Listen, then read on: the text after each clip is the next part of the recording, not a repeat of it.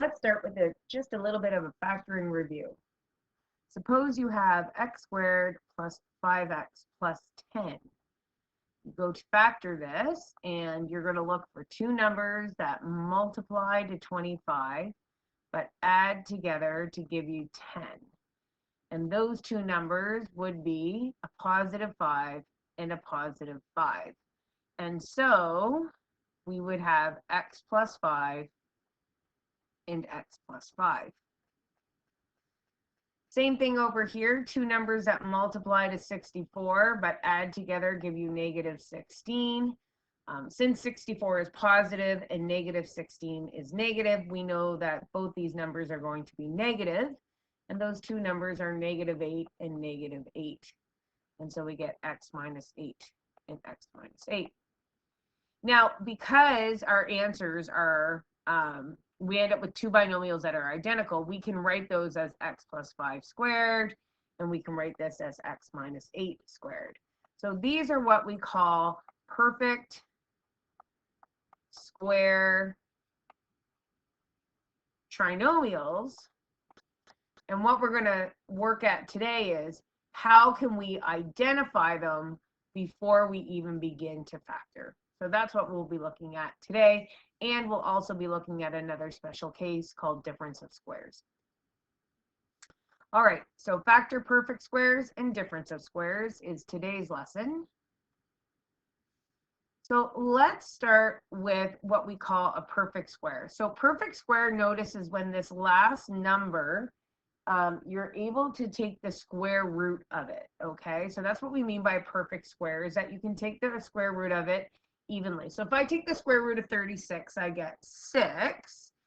And then if I double 6, I get 12. So notice, when I take the square root, I get, if I double it, I get my middle term. Now, if you can see that, then right away we know that our answer is going to have to be x minus 6,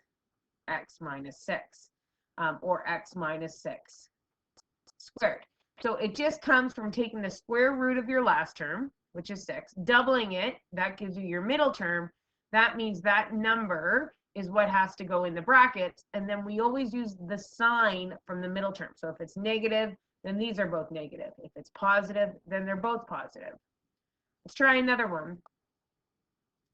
X squared plus 16 plus 64. All right, square root of 64 is 8, and if you double 8, you get 16.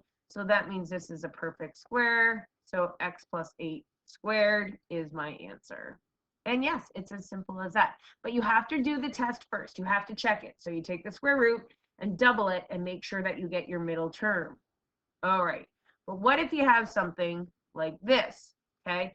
This one's a little bit harder because notice we have this 9 now in front. But we can still check to see if we get a perfect square. So instead of just taking the square root of 16, I'm also going to take the square root of 9. So the square root of 9 is 3. The square root of 16 is 4. 3 times 4 is 12. And double it, you get 24, which means this is a perfect square trinomial. So how do we take, or how do we factor this then? Well, I'm going to take my square root of 9x squared, which is 3x. I'm going to take my square root of 16, which is 4, and I take my sign from my middle term, which is a plus. So this would be 3x plus 4, 3x plus 4, which is 3x plus 4 squared. So if there's a number in front, your a term is not 1, then we have to take that into consideration too. We have to find the square root of that number too, just like this one. So let's give this one a try. So the square root of 4 is 2. The square root of 49 is 7. So 2 times 7 is 14. 14 square, or 14 doubled, is 28. So that gives me my middle term. So this is a perfect square trinomial. So to factor it, I'm going to take the square root of 2x squared, or 4x squared, which is 2x. I'm going to take the square root of 49, which is 7. And I'm going to take my sign of my middle term, which is a plus, and then square it. And all done. So those are perfect square patterns, and they work out really lovely if you can recognize them. If not, you can always do decomposition. So all this, or simple factoring, if we just have an x squared, those will still always work too if you don't recognize it.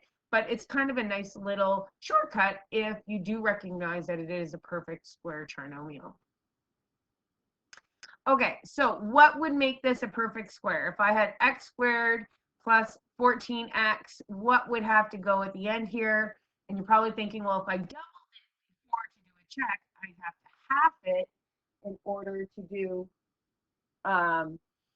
in order to figure out my last number. So 14 divided by 2 is 7, and then I square that. So if you said 49, you're totally right, and that would give you x plus 7 all squared would be the factoring of that. Perfect. Okay, how about this one? X squared minus 20x. So half of 20 is 10, and then 10 squared is 100, and that would make x a minus, and then the square root of 100, which is 10 squared. X squared plus 2x. So half of 2 is 1, and 1 squared is 1. So this would be x plus 1 squared. And then this last one, ooh, this one's a little bit trickier because notice that's an odd number. So x squared minus 7x. So half of 7 is 3.5, and 3.5 squared is going to give me 12.25. So plus 12.25, and then x minus square root of 12.25 is just 3.5 squared. There we go. Okay, let's keep going. So we can even create our own perfect squares in order to factor them. All right, a difference of squares. So a difference of squares, just to remind you of difference of squares. So that was when we had like x plus 2, x minus 2. And then when we did FOIL on this, you had x squared minus 2x plus 2x, and then minus 4. And then your middle terms canceled out and left you with x squared minus 4. So this was what we called a difference of squares because they looked identical except one was positive and one was negative. So we canceled out our middle terms. So this is what we call a perfect square, or a difference of squares. Now, if we're looking for a difference of squares, what we're looking for is our first term to be a perfect square, and our last term to be a perfect square, and it to be separated by a negative sign. So if I go through each one of these, I have x squared, which is good. I can take the square root of x squared. I have a negative sign, which is good, and I can take the square root of 81. So this one definitely represents a difference of squares. Let's do B. 4g to the fourth minus 121h squared. Now, I know this looks a little weird because of our exponents, but remember, we're just going to follow our rules. Can I take the square root of my first term? I can. That's 2g squared. Can I take the square root of the last term? I can. That would be 11h, and it's separated by a negative sign, so that is a difference of squares. N squared minus 32. I can take the square root of n squared. That would be n. The square root of 32, though, is not a whole number. It's not, doesn't give me a nice number. It gives me 5.656, on and on. So this is not a difference of squares. Over here for D, I see that I have a plus sign. As soon as I see a plus sign, I stop because it has to be a negative sign. That's why it's called a difference of squares. So that is not a difference of squares. Square root of 36, I can take that. Negative sign, square root of w squared, I can do that. So that is a difference of squares. And x plus 4 all squared, I can take the square root of that. Now, I know that looks very strange, but you can take the square root of that and you would just be left with x plus 4. There is a minus sign, and I can take the square root of y squared. So that is a difference of squares. Okay, so when you go to factor difference of squares, it's really neat.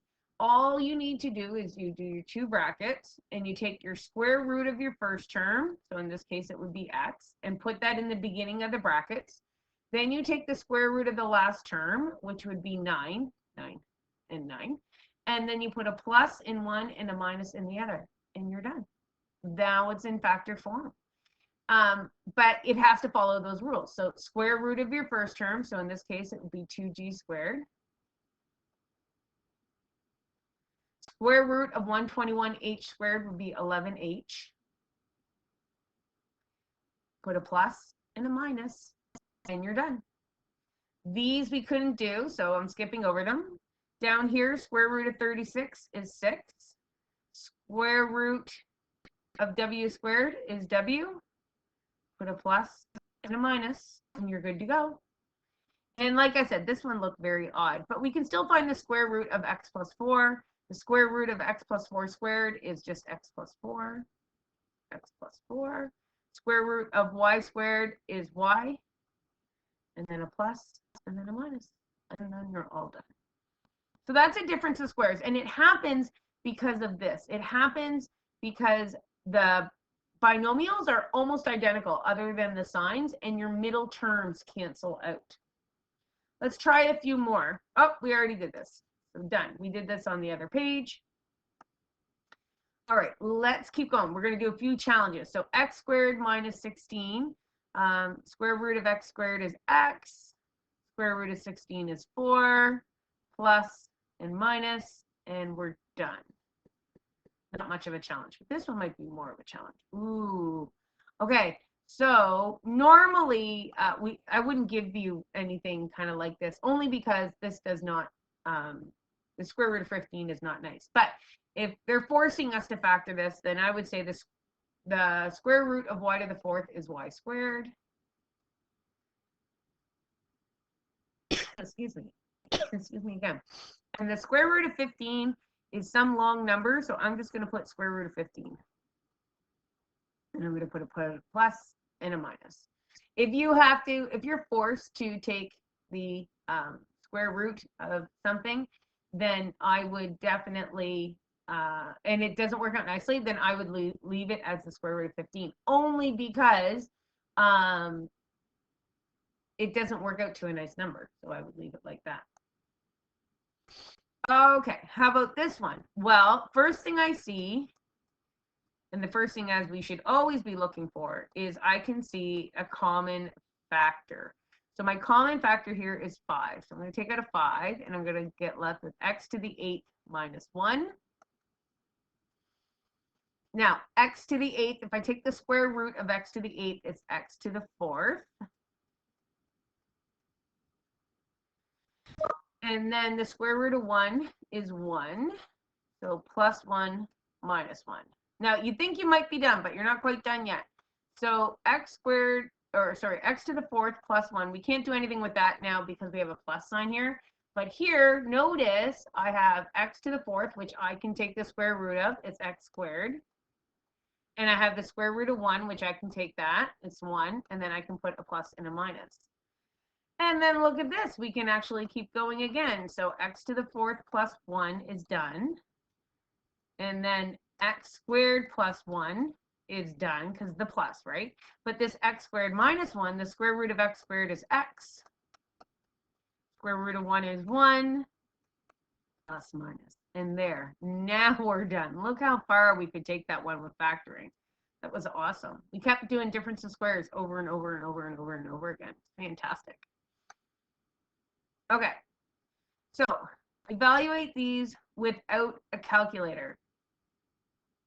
I know, hard, right?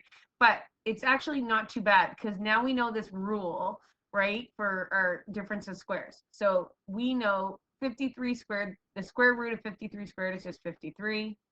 The square root of 47 squared is just 47. So look how we can, and then do plus and do minus. So this ends up being 100. This ends up being 6. 53, yeah, 6.